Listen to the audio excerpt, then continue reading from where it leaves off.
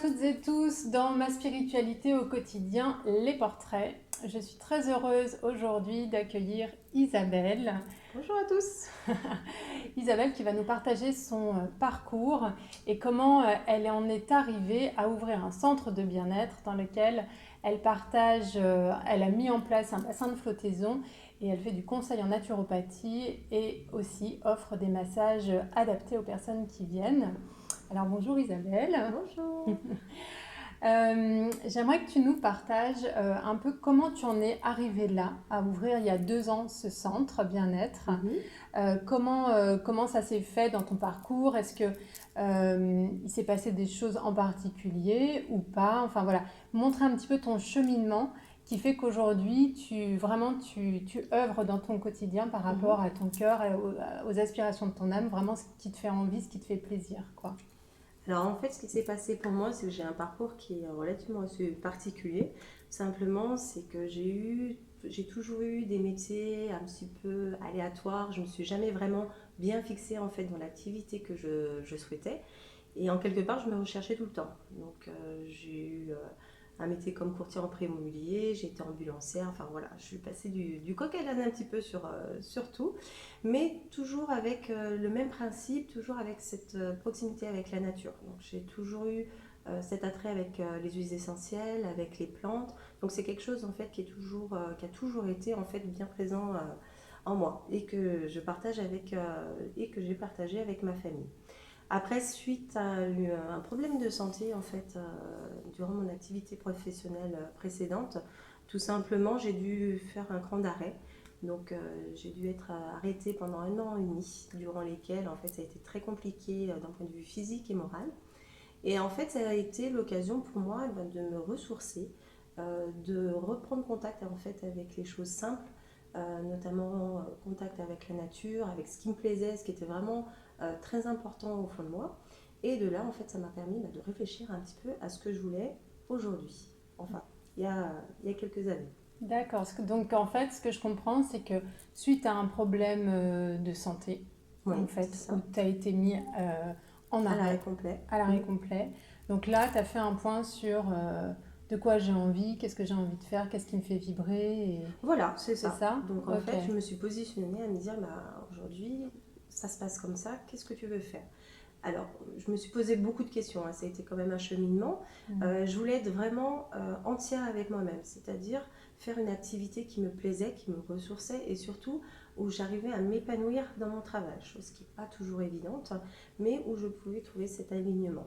Et aussi, en quelque part, moi j'ai toujours voulu être à mon compte, avoir cet esprit d'entrepreneur et Mm. de créer ma propre société.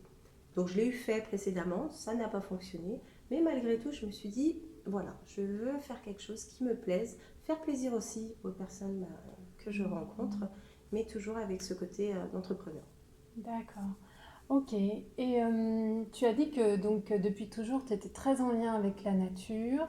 Tu m'as partagé justement quelque chose en Martinique tout à l'heure. Est-ce que tu veux en parler? Oui, c'est ça. Donc en fait, je suis Ouais. d'origine martiniquaise et en fait, il y a quelques années, lors d'un voyage, en fait, je prenais des vacances et ce qu'il faut savoir, c'est que j'ai été atteinte de psoriasis. Mais psoriasis qui était très très très important sur l'ensemble du corps.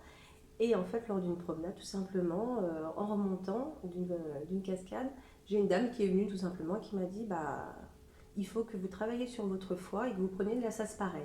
Et puis elle m'a donné en fait l'indication, le déclic, comme ça tout de suite. Mhm. Et j'ai trouvé ça magique. Et je me suis dit, waouh, ça, je trouve ça mais magnifique. Et c'est quelque chose en fait qui m'a parlé tout de suite. Donc là, en fait, il y a un truc qui se passe très fort à l'intérieur de toi où ça vibre. Tu te dis, là, c'est impactant pour moi. Il y a quelque chose peut-être. C'est ça, en fait, ça a été une rencontre et ça a Ouais. été vraiment un déclic, un déclenchement, mais surtout, c'était une évidence où je me suis dit, voilà, en fait, c'est ça. Tout simplement, c'est ça. Et du coup, lors de ce voyage, eh ben, je suis allée voir une herboristerie propre aux plantes de là-bas. Et en fait, ça a été magique parce qu'on m'a expliqué beaucoup de choses, les propriétés et la science des plantes. Et j'ai trouvé ça juste magique. Et je me suis dit, bah voilà, en fait, ça a été à partir de ce moment-là que j'ai commencé de plus en plus à m'intéresser aux plantes, aux huiles essentielles, Ouais. aux valeurs naturelles et de la nature, parce que c'est deux choses aussi qui sont très complémentaires. Mhm. Et du coup, j'ai commencé à créer aussi mes salons à saponification à froid, à vraiment avoir cet attrait sur la nature.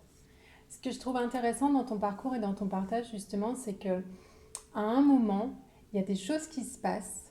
C'est juste incroyablement magique en fait, parce que c'est des rencontres, des synchronicités, etc., qui peuvent complètement faire basculer ta vie si tu es vraiment à l'écoute de ce qui se passe à l'intérieur de toi et aussi de la magie de la vie en général, quoi. Et, Oui, mais en fait, c'est ça, c'est qu'en fait, il faut savoir être à l'écoute de soi et de ce qui nous entoure. Les choses, pour ma part, n'arrivent jamais au hasard. mhm, Il peut y arriver des incidents dans la vie, des malheurs, des choses comme ceci.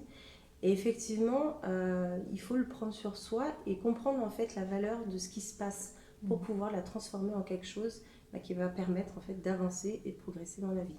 Et non pas de rester stagnant ou immobilisé en fait dans une douleur, dans un échec ou autre. D'accord. Donc à ce moment-là, il se passe ça dans ta vie au niveau de l'arrêt de ton travail, tu te poses des questions, etc. Et qu'est-ce qui fait que justement tu vas passer à l'action pour mettre en place ce magnifique lieu ici et tout ce que tu y proposes?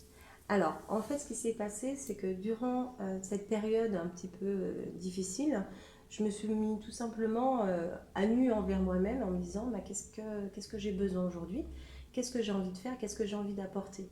Donc, en fait, ça a été une évidence en me disant bah, voilà, moi je veux faire une formation de naturopathie, je veux me former au massage, mais aussi j'ai ce côté entrepreneur qui est très important et j'ai voulu associer les deux.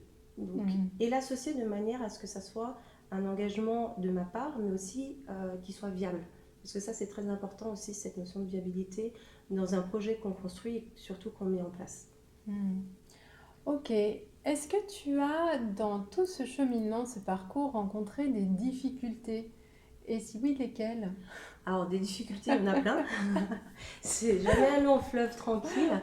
Mais je vais dire, la difficulté principale notamment, c'est par rapport aux autres. Ouais. Pourquoi? Parce que quand on aspire à faire des choses euh, qu'on espère être grandes, être positives et surtout qui fonctionnent, parce que concrètement c'est ça, il y a les autres. Et les autres, consciemment ou inconsciemment, ont cette tendance à vouloir soit nous stopper, soit dévaloriser, ou Mhm. soit tout simplement dire bah non, tu peux pas parce que c'est trop important, c'est trop grand ou autre. Et en fait, c'est vraiment cette notion de mur qu'on peut ressentir avec les autres. Donc, c'est leur peur qui se reflète en fait sur nous. Ouais. C'est tellement vrai ce que tu dis et c'est vrai que, tiens, ce sera intéressant justement que tu nous dises comment tu as surmonté ça, comment tu as dépassé ça. Alors, je suis partie du principe que ce qui se passe chez les autres ne m'appartient pas. Mm. Dans le sens où les peurs que certaines personnes peuvent émettre, notamment la famille, alors la famille aura ce rôle un petit peu aussi protecteur en disant bah oui mais tu t'investis financièrement, tu t'investis personnellement et au niveau de la famille parce que ça englobe tout le monde. Mm. Si ça marche pas, comment ça se passe? Tu vas te retrouver endetté, tu vas partir sur des projets importants. Donc voilà. Après, il y a les amis aussi, donc, qui tout simplement se disent oui, mais non, c'est pas possible que tu fasses ça. Voilà. Il y a toujours cette impossibilité et ce mur à laquelle on se rencontre. Après, c'est à soi de savoir, au fond, qu'est-ce qu'on veut. Est-ce qu'on veut créer quelque chose? Est-ce qu'on veut avancer dans la vie? Est-ce que, voilà, on veut s'épanouir pleinement, et ça c'est très important, s'épanouir pleinement sur ce que l'on a envie, c'est-à-dire être à l'écoute de ses besoins. Et pour ça, pour ma part, en fait, tout simplement, c'est aller au-delà de ses peurs et sortir de sa zone de confort. Mm. Et c'est pas facile parce qu'on a toujours des doutes, toujours des peurs, il y a toujours quelque chose de toute façon qui Mm. sera en travers de la route. Mais une fois qu'on a passé ce passage et qu'on a passé ce cap, en fait, il y a de belles choses qui arrivent. Pour Mm. soi et pour les autres en fait qui nous entourent parce qu'ils se rendent compte qu'en fait, c'est possible. Malgré toutes les difficultés, c'est possible.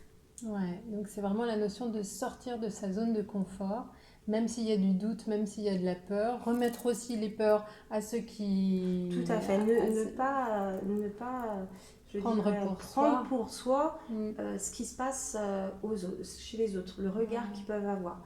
Et puis c'est surtout passer ce cap-là de la peur et y aller. Et à un moment donné, en fait, ce qu'il faut savoir, c'est que si vous ne le faites pas, il n'y a personne qui va le faire pour vous.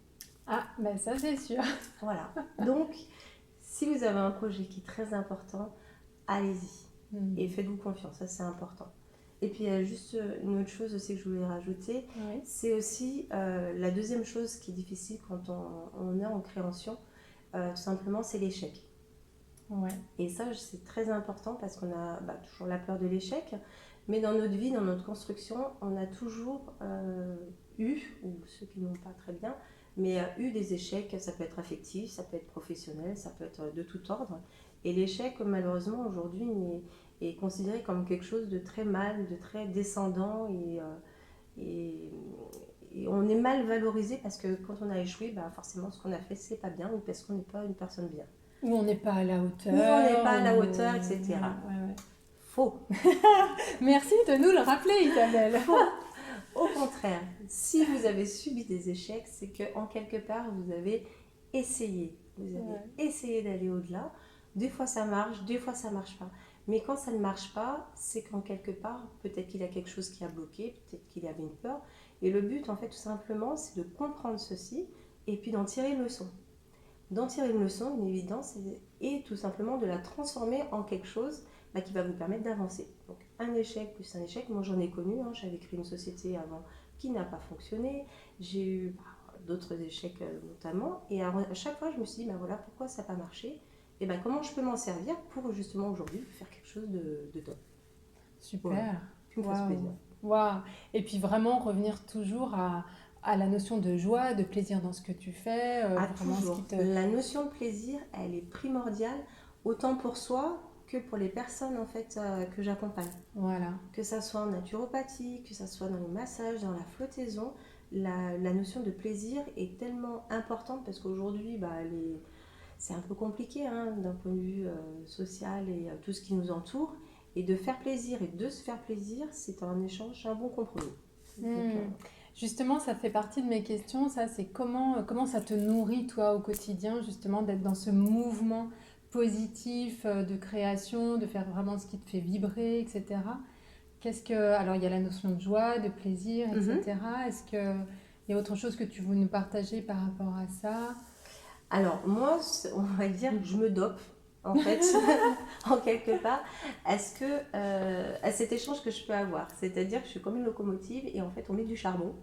Et à chaque fois qu'on met du charbon, le train, il avance de plus en plus vite. Ouais. Et en fait, c'est ce fonctionnement. C'est-à-dire que lorsque je reçois des clients, tout simplement, quand ils ressortent avec le sourire, quand ils ont passé un bon moment, quand ils sont contents de la flottaison, quand le massage était bien, etc. Le fait d'avoir des retours, des personnes qui reviennent, ou tout simplement qui offrent la même chose qu'ils ont eu à d'autres personnes, et en fait, pour moi, c'est ça qui est moteur. Ouais. C'est très, très moteur pour moi.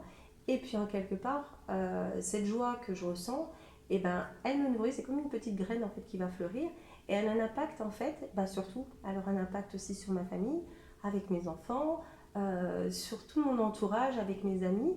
Et en fait, c'est super. Quand on se nourrit de good vibes, je dirais, ça coule tout seul. Et ça nourrit vraiment la confiance en soi. Oui, complètement. En fait, c'est vraiment moteur et du coup, tu oses passer à l'action voir encore plus loin, etc., différemment, continuer à aller explorer de nouvelles pistes, de nouvelles voies, etc. Alors, c'est ça, effectivement. La confiance en soi, c'est très important. Alors, il y en a qui l'ont de manière innée et il y en a d'autres, c'est une construction du quotidien, je dirais. Mais c'est des choses qui permettent justement aussi de se mettre en lumière et de se valoriser. Alors, non pas dans le sens de l'ego, bien entendu, mais des fois, de temps en temps, ça fait du bien de se dire ce qu'on fait, c'est bien en fait, qu'on fait du bon travail. Mais oui. Parce que se le dire soi-même, c'est important, parce que c'est pas forcément les autres qui vont le dire, mais se le dire à soi, ça met une petite touche de bonheur quotidienne et ça, c'est bien. Après, c'est pas tous les jours comme ceci, parce que des fois, il y a des petits fois ça coince, mais c'est normal. C'est normal. Ouais, je pense que c'est vraiment important cette notion que quand tu es vraiment dans ces bonnes vibrations, que tu es en accord avec toi, qu'il y a la joie, en fait, ça vibre tout autour, dans toutes les sphères de ta vie. C'est exactement ça, c'est comme une goutte d'eau en fait, qui tombe dans un verre et puis en fait, c'est tous les cercles qui sont aux alentours et en fait, qui grandissent et qui vont venir impacter en fait sur tout le reste. Et ça, c'est le plus important, c'est que ce que je fais aujourd'hui, Après, d'avoir l'entourage aussi, c'est bien, hein, mais de le faire pour soi, en fait, on revient un petit peu à la même chose, de le faire pour soi et puis de se mettre en lumière. Ouais, super. Et Ok. ça, c'est bien. Alors, est-ce que tu as un conseil? Alors, on a déjà parlé de pas mal de choses, mais peut-être d'autres conseils que tu aimerais donner aux gens qui regardent cette interview ou qui l'écoutent en podcast? Oui, n'hésitez pas trop. S'il y a quelque chose qui vous tient à cœur, vraiment, si vous avez cette envie, d'un point de vue professionnel, je parle, de monter votre cabinet, de vous associer, de faire des choses, eh ben, faites-le. Parce qu'il n'y a Ouais. personne qui le fera pour vous. Allez jusqu'au bout de ce que vous pouvez, avec les moyens bien sûr que vous pouvez. Mais aujourd'hui, il existe un panel d'aide, d'associations, de plein de choses en fait qui peuvent vous aider, vous soutenir surtout dans le projet, à le créer, à le valoriser, à communiquer dessus, etc. Donc on revient sur la peur et sur l'échec, hein, peut-être, mais en quelque part, si on ne le fait pas, voilà, vous ne saurez pas si ça fonctionne ou pas, et puis les regrets, c'est jamais bon. Ben non. Voilà, pas de regrets. Ouais, super. Est-ce que tu veux nous partager un livre ou quelque chose, enfin voilà, qui te parle, toi, peut-être qui t'a Oui, aidé ou qui j'aime t'aide bien encore? les accords Toltec. D'accord. Voilà, donc c'est un livre que j'aime bien, alors qui n'est pas facile à mettre en pratique, parce qu'il y a toujours cette notion de croyance et l'éducation qu'on a, qui justement nous formate à une certaine vision des choses, une certaine façon d'appréhender les choses. Mais voilà, c'est un bon soutien pour comprendre aussi, puis apprendre aussi à prendre soin des autres aussi, parce que je pense que c'est important. La valeur des mots et la puissance des mots est très importante. Ouais, c'est tellement vrai, c'est des Mm. vibrations, tout ça. Ouais, complètement. Ok, super. Isabelle, est-ce que tu veux nous partager autre chose que tu as envie de nous partager? Non, je pense que c'est déjà bien. C'est déjà bien, super. C'est ok pour toi qu'on laisse ton site internet en commentaire? Oui, oui, il n'y a Ok, pas de souci, ça marche. super. Merci beaucoup pour cette rencontre. Mais de rien, c'était un Merci. plaisir. Ouais, merci pour ta bonne humeur, ton envie d'y aller, ton optimisme, ça fait vraiment du bien. Il faut, il faut Ouais. être optimiste et il faut avoir une vision un peu plus, je dirais, un peu plus large des choses et avancer pas à pas certes, mais essayer de voir plus loin, Ouais, toujours plus loin. super. Et soyez curieux, très curieux de tout ce qui se passe autour. Ouais. Voilà. Ok, merci beaucoup Mais Isabelle. de rien. Alors si vous avez aimé cette vidéo, n'hésitez pas à la liker, la partager, vous abonner à la chaîne YouTube aussi. Et puis on vous embrasse, puis on vous dit à une prochaine vidéo. Ciao. Bye bye.